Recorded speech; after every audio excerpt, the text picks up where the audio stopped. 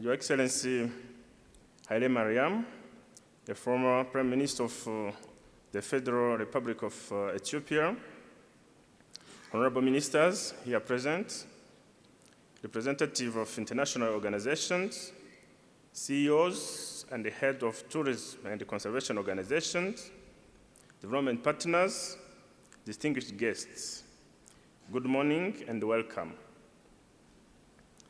As we continue to celebrate the conservation achievement in Rwanda, I am pleased to join you today in this 2019 Business of Conservation Conference, representing His Excellency Paul Kagame, the President of the Republic of Rwanda.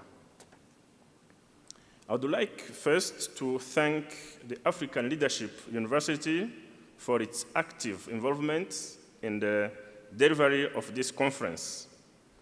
We were delighted when the African Leadership University opened its second campus in Kigali in September 2017.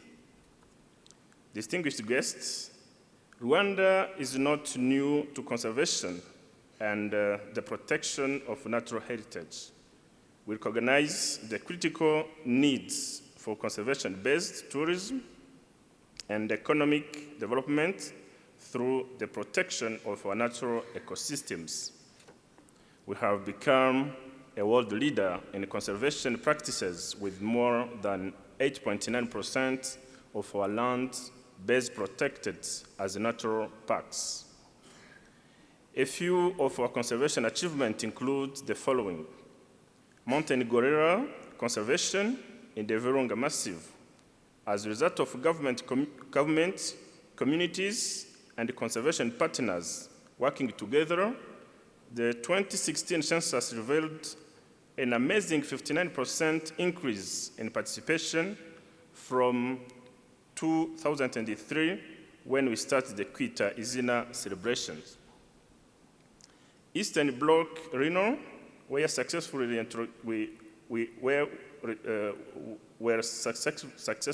introduced to Akagera in 2017, 10 years after the last rhino was seen in 2007.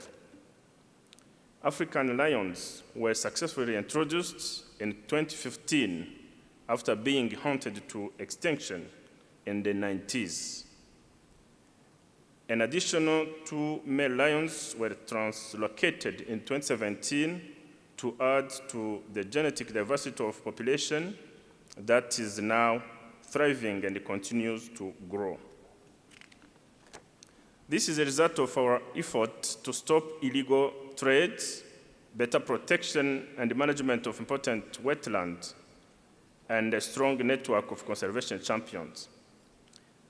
There is also the expansion of Volcanoes National Park by nearly 20 hectares, which was celebrated in January 2018. Rwanda has a strong tourism sector with a tourism strategy that is, and will continue to be, both pro-conservation and pro-people. It is focused on 2 important areas. One is sustainability through responsible conservation. The second one is tourism and community involvement,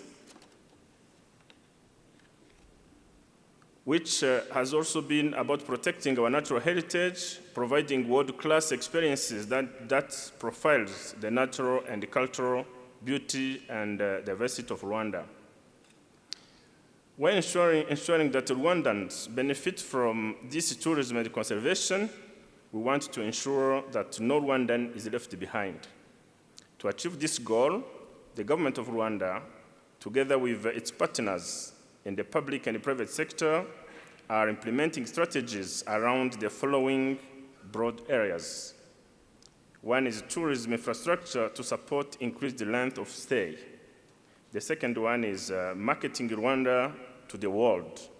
And the third one is improving services delivery and conservation for our environment.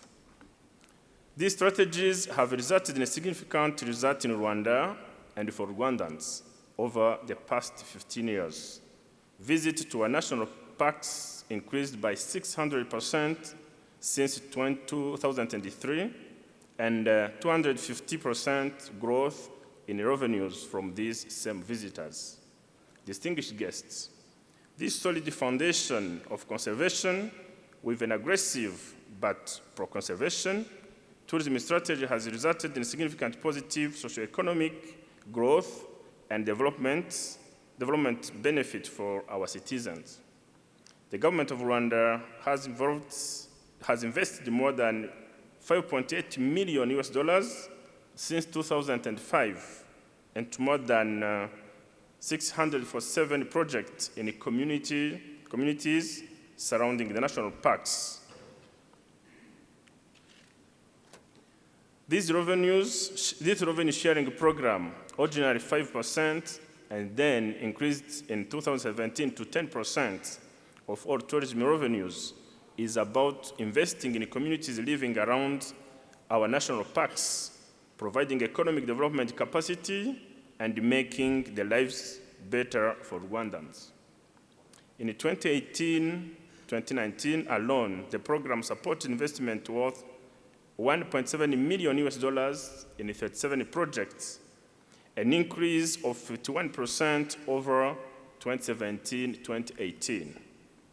This investment has served as a catalyst for our many conservation and community partners. A conservative estimate of community benefit from project investment since 2005 increases to $13 million. The result of this investment is clear to see for both people and nature. We also have an important but little known special guarantee fund in which an additional 5% of all tourism revenues has been used to support the management of compensation resulting from human-wildlife conflict in these same communities surrounding our national parks. In short, our experience in that collaboration and effective partnership are the key to how we have been able to achieve the significant results and the benefit of conservation, sustainable tourism, and economic benefit in Rwanda for Rwandans. They are the means by which Rwanda has achieved the conservation results, providing exceptional tourism experiences for visitors at home and from around the world, and improving the lives of Rwandans. It is also the means by which we will achieve additional results in the future. Distinguished guests, in concluding, I would like to thank you for listening to what Rwanda has done. It was mainly focused on the unique approaches and the success related to sound conservation practices to protect our national legacy that support an important sustainable tourism sector in order to ensure economic benefit for Rwandans now and in the future. Allow me to add my voice to calls for action that ensure the protection and the management of our national legacy in Africa, but also make use of it in a sustainable way to help drive economies and the benefits for the people for Africa. Let me conclude by wishing you a productive conference. It is now my pleasure to declare the 2019 Business of Conservation Conference officially open, and I thank you for your kind attention.